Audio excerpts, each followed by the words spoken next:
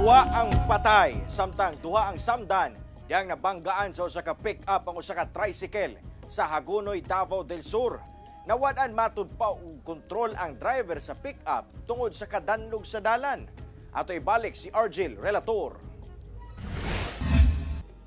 Natunga na kining yellow nga tricycle sa tunga sa dalan samtang makita sab ang mga sakay niini nga nagbulag-bulag na nga naghigda na sa dalan pipila ka metros gikan sa dili na mahitsura nga tricycle. Nahitabo kini sa Digos Macar Road, National Highway nga sakop sa barangay Balutakay sa Hagonoy, Davao del Sur mag-alas 9 Miyerkules sa buntag.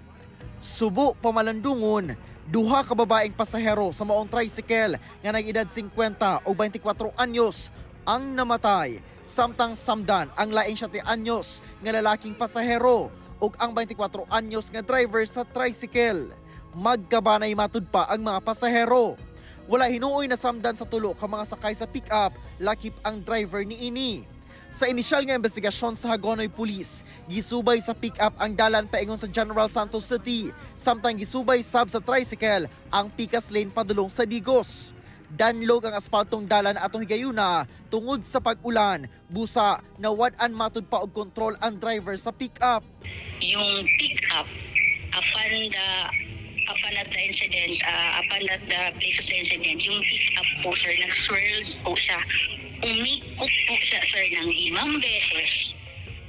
At saka, and then it hit the pedicab.